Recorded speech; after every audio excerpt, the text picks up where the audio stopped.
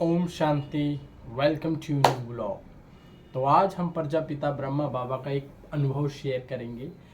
दो दादी जानकी जी थी, उनकी क्लास में कई बार आया। तो एक बार की बात है कि हिस्ट्री हॉल, ब्रह्मा कुमारी में हिस्ट्री हॉल है, तो बाबा कमरे में थे और बाबा क्या कर रहे थे सोचो। बाबा कमरे में डांस कर रहे थे, जिसे कहते हैं नारायणी नशा। तो दादी जानकी जी वहां से गुजर रही थी। तो दादी जानकी जी ने खिड़की से झांक कर देखा, अरे भैया बाबा कर क्या रहे हैं। ब्रह्मा बाबा देखा तो बाबा वहां डांस कर रहा है। तो दादी जानकी जी जाकर छुपके से उस चीज को देखने लग गई। लगभग ये दृश्य दादी ने 3 मिनट के आसपास देखा। दादी जानकी जी 3 मिनट के बाद बाबा के पास जाती और कहती, बाबा आप ये क्या कर रहे हैं। तो बाबा कहता है, बच्ची बाबा को नशा है, बाबा को नारायणी नशा चढ़ा है कि मैं ये बनने वाला हूं, अर्थात मैं विष्णु बनने वाला हूं। बाबा कभी घोड़ी की मतलब वो होते ना घुटनों के बल चलने लग गया, कभी डांस करने लग गया। तो बाबा इतना चिंतन करता था कि बाबा को रूहानी नशा ही चढ़ जाता था कि मैं ये बनने वाला हूं। तो इसे ही शिव बाबा कहते हैं कि लक्ष्य के साथ साथ अपने अंदर लक्षणों को भी लाना है। और लक्षण तभी आते हैं जब आप उस चीज को चिंतन करते हो, और चिंतन करने से वो चित्त पे आता है और चित्त चरित्र को बदलता है। ठीक है ना, याद रखो, हमेशा चिंतन चित्त और चित्त से चरित्र बदलता है, चरित्र में आता है। तो हमेशा याद रखो, बाबा हर बात को बड़ी गहराई से सोचता था, बात करता था। एक बार की बात है, क्या हुआ, अचानक कुछ घटना घट गई। तो बाबा ने कहा कोई बात नहीं यार, नथिंग न्यू, सब कल्याणकारी। बाबा किसी भी बात को प्रेशर नहीं समझता था, उसको पता था। वो हमेशा कहते थे ये यज्ञ शिव बाबा का है, ये वो संभालेगा, हम केवल यहाँ निमित्त हैं, हम देख सकते हैं समझ सकते हैं, बाकी जिम्मेदारी शिव बाबा की है।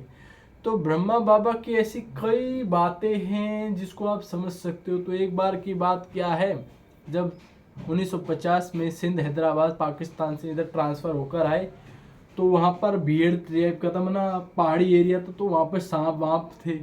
तो दादियाँ छोटी छोटी थी तो डर गई कि बाबा यहाँ तो ये है। बाबा कहते हैं, यार तुम क्यों डर रहे हो, तुम्हें चैतन्य संसार में जो 5 विकार रूपी नाग है उनसे लड़ना है, तुम इनसे क्यों घबरा। और बाबा ने प्यार से पुचकार कर उन चीज़ों को हटाते। तो बाबा हमेशा उमंग उत्साह वाली बातें करता था, बाबा आनंदित रहने चाहता, बाबा मस्त रहता था। बाबा को संकल्प था कि संगम युग चल रहा है, माना आनंद मौज। लेकिन बाबा को पता था बाह्य मुक्ता से ज्यादा अंतर मुक्ता में आनंद है, इसलिए बाबा सदा ज्यादातर अंतर्मुखी, सदा सुखी। बाबा भल 100 में था लेकिन न्यारा और प्यारा रहता था, किसी भी प्रकार का अपने अंदर डिस्टरबेंस नहीं लाता।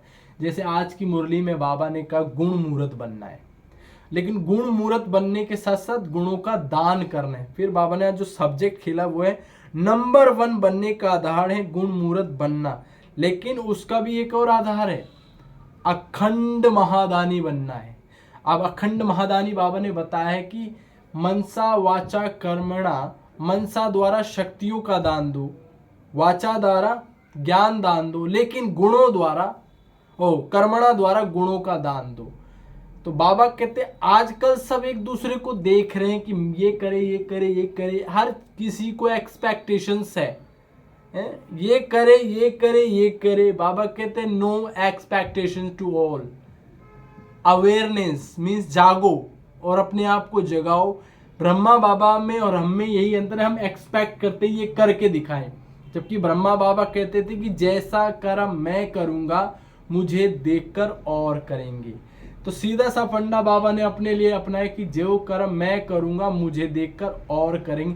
तो बाबा हर प्रक्रिया को खुद करता था, अप्लाई करता था अपने। बाबा ने आज बहुत सुंदर कही कि जो करता है ओटे सो अर्जुन, जिसको बाबा ने कहा अव्वल नंबर लेना है, जो कर रहा है वो ही बन पाएगा, करने वाला ही कर सकता है, करने वाला करा रहा है, लेकिन करने वाले के लिए हिम्मत चाहिए।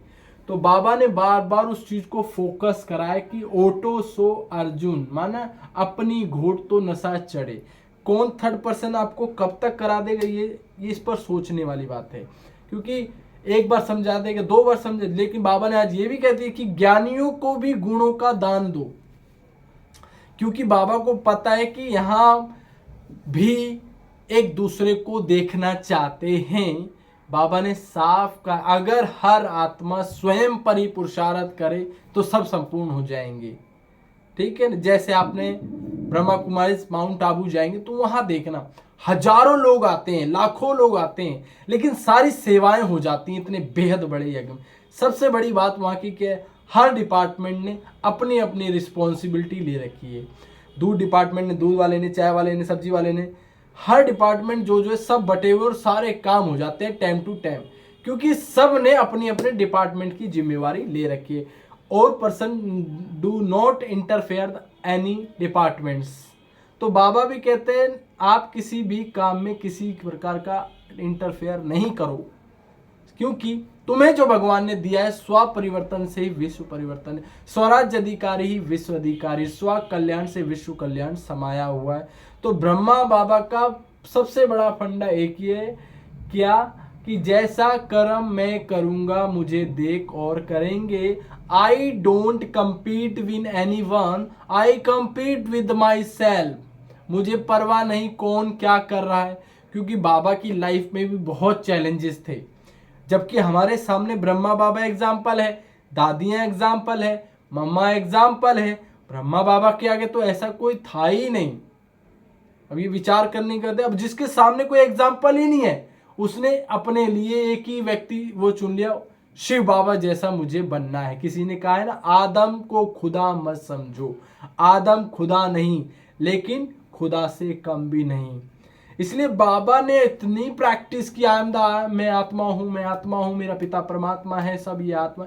बाबा इतना मतलब चेतना में चला गया, बाबा जैसा लगता था। बाबा जब शिव बाबा में आते तो समझ में ही नहीं आता था कि शिव बाबा बोल रहे हैं ब्रह्मा बाबा, लेकिन बाबा की कई बच्चे पकड़ लेते। जब बाबा मेल हो या फीमेल हो, यानी बहन हो या भाई हो, तो बाबा शिव बाबा है तो कहेगा बच्चा, अगर केवल ब्रह्मा बाबा है तो उस समय बच्ची कह देगा, अगर बहन है तो बाबा की कई बार ऐसे समझ नहीं आ पाता था। तो इसलिए शिव बाबा ने ब्रह्मा बाबा को बहुत मतलब परीक्षाएं बहुत ली बाबा ने। ऐसी बात नहीं कि ब्रह्मा बाबा ने कोई परीक्षा नहीं दी, ब्रह्मा बाबा को बाबा ने बहुत ही परीक्षाएं ली हैं, समाज से गाली खिलवाई, क्योंकि ब्रह्मा बाबा का समाज में बहुत ज़्यादा नाम था। अब सोचो कोई एक विख्यात व्यक्ति जिसके आगे लोग सर नहीं उठाते, तू तड़ा के बोल और उसको बाद में गालियां दे रहे, सोचो क्या होता है। आजकल तो जरा सा किसी को कुछ कहते तो मेरी बेइज्जती कर दी, मेरी सेल्फ रिस्पेक्ट नहीं किया। बाबा तो हमेशा कहते थे निंदा हमारी जो करेगा मित्र हमारा वो होएगा। और किसी ने कहा भी निंदक की कड़वी वाणी जैसे काढ़े का कड़वा पानी, ऐसे कुछ लाइन पूरी याद नहीं आ रही। तो हमेशा ब्रह्मा बाबा हमारे सामने एग्जाम्पल है, तो हमें बाप जैसा करना। आई डोंट एनीवन, कौन क्या कर रहा है, कौन क्या कर रहा है, इससे हमें क्या करना है। विचार करो, सोचो, समझो। वैसे भी बाबा कह रहे कि ब्राह्मणों को ज्यादा ज्ञान की आवश्यकता नहीं, वो गुण देखना चाहते हैं। तो हमेशा दूसरों को वॉच नहीं करो, ओनली फॉर वॉचिंग सेल्फ, कि मैं क्या कर रहा हूं, कुछ कर भी रहा हूं या बस करो करो करो करो करो, अपने आप को कर रहा हूं। You can do it, you can do it. Baba कहते हैं हु आर यू। जैसे अपना लास्ट का और पहला क्वेश्चन एक ही है, हु एम आई, मैं कौन हूं। अभी विचार करो हम हैं कौन। देखो सेवाओं में हमारी स्थिति क्या होती है, घर में क्या होती है, बाहर क्या होती है, मार्केट में क्या होती है। पल पल हमारा स्वरूप बदलता रहता है। कोई अच्छा बोल देता है तो हैप्पी, कुछ गड़बड़ अनहैप्पी। बाबा इसलिए बार बार कह रहे हु आर यू, आप कौन हो, पहचानो।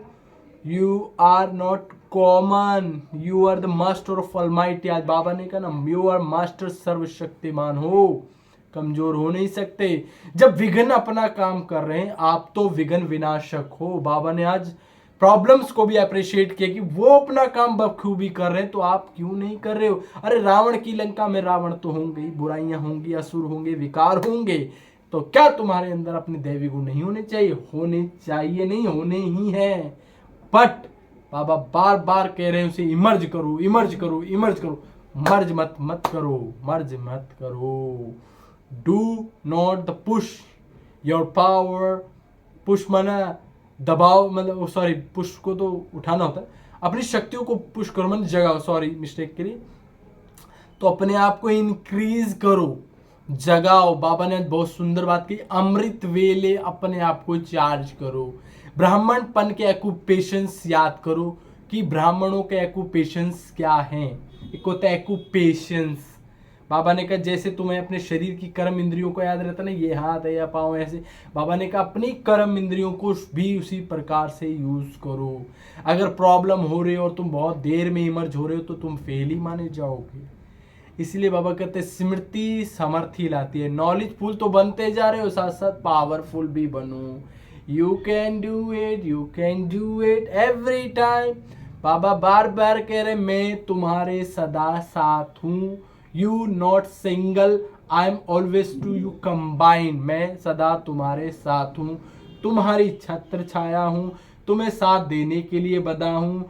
केवल मुझे यूज करो। आप सबने वो भी सुना होगा ना, जहां भी मुश्किल आए बस दिल से कहना मेरा बाबा, प्यारा बाबा, मीठा बाबा, शुक्रिया बाबा, मेरे साथी आ जाओ। तो बाबा मदद के लिए तैयार है। अधिक जानकारी के लिए अपने नज़दीकी प्रजापिता ब्रह्मा कुमारी सेंटर जाएं, पूरे ज्ञान को समझें, नॉलेज लें।